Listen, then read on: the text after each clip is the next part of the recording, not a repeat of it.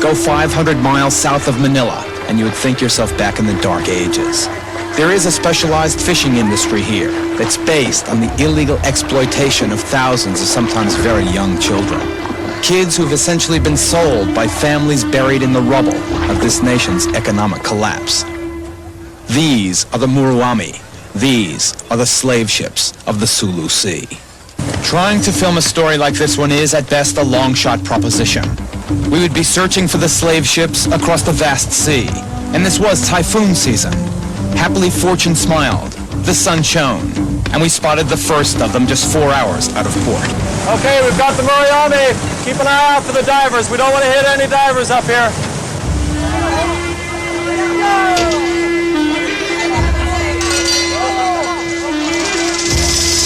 The scene was incredible. The ship was a floating hulk, crammed beyond imagining with layer upon layer of people. You can see what it looked like. Nobody can adequately tell you how it smelled. I said we were lucky to have found the slavers so easily. But as the camera crew and I approached in small boats, pity and revulsion overcame any feeling of good fortune. Worried we might be greeted with violence from the ship's crew, for the surprisingly low price of a case of local beer, the Muruami captain allowed us a brief tour of his ship, on the condition we not try to film him or his mates. Boarding the vessel and pushing through the swarm of humanity on deck, we found the kids were astonished as we were. Most of them had never seen an American before, and certainly none had any idea of what to make of our cameras and lights, and they were so young. How old are you, seven? Come with me now into an outrageous example of exploitation and neglect. The Philippines, like all civilized nations, has laws against child labor. A kid has a constitutional right to at least 6 years of schooling and is not permitted to work outside the family until the age of 15. And even then, there are rules. Basic sanitation and humane working conditions must be maintained. And hazardous employment is not permitted on board these ships. Those laws are like a hollow joke. Excuse me.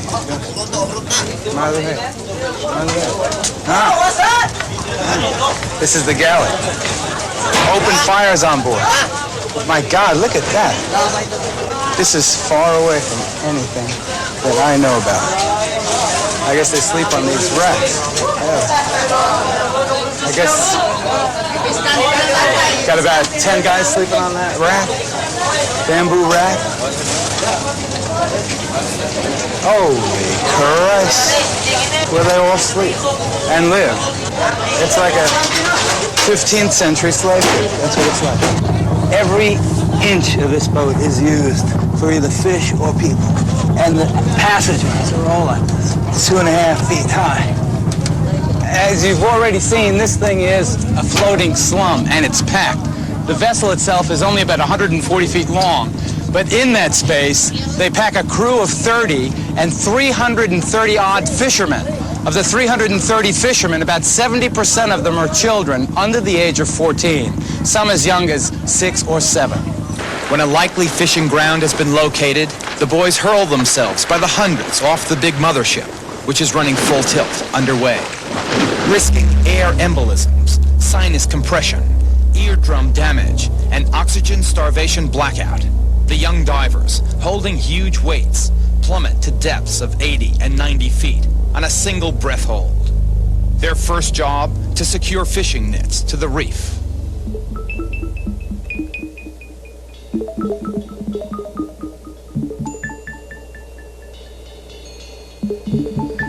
On the surface, 250 boys swim shoulder to shoulder and begin a method of fishing that seems most like African bush beating. Each boy carries a long line reaching all the way to the bottom. The line is segmented every few feet by a streamer of white plastic. At the end of that line is a heavy steel ball. It's called a scare line, and its purpose is to pound the weights on the reefs below. The sound and fury of the weights bashing the reef panics the fish and herds them into the waiting nets. It's extremely effective, but it's also completely indiscriminate, taking every fish that swims, cleaning out a reef area, and so destroying the food chain. everything from the small baitfish to the largest predator. The boys, incidentally, have the job of removing the frightened, angry shark from the net. Before the net can be lifted, divers must again plunge to the bottom, this time to get underneath the huge net and free it so it doesn't tear on the coral. At this point, as many as 20 boys can be under the net, totally cut off from direct escape to the surface. Their only exit? Through a single hole in the center of the net. So they wait patiently in line to pass through in single file. Their amazing breath hold ability allows them to stay at great depths for more than 3 minutes, longer than this entire underwater film sequence. I was more than humbled when I approached with my heavy scuba gear to shake their hands. This method of fishing was adapted from the Japanese, who, after overfishing the reefs in their own country, used Philippine slave labor during their military occupation of these islands during World War II.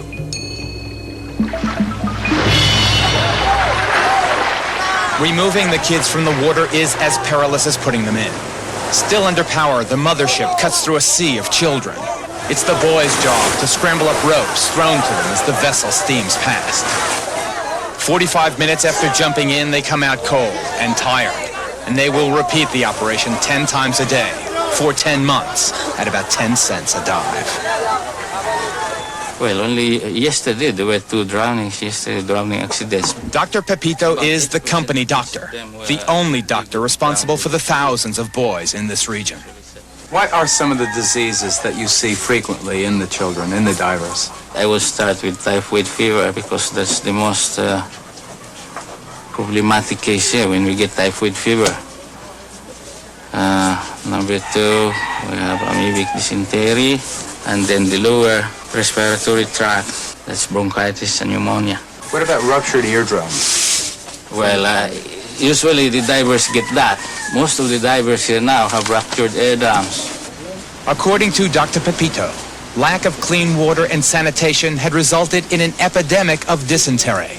It killed 50 children on Talampuhan this fishing season alone. Following a tiny coffin and the latest of the many funeral processions, we found the graveyard of the Muruami.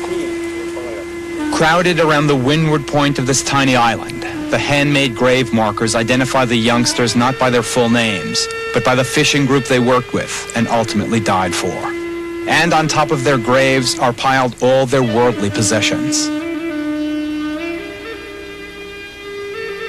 Can you believe that in this day and age this still happens? The Muruami, the child slaves of the Sulu Sea.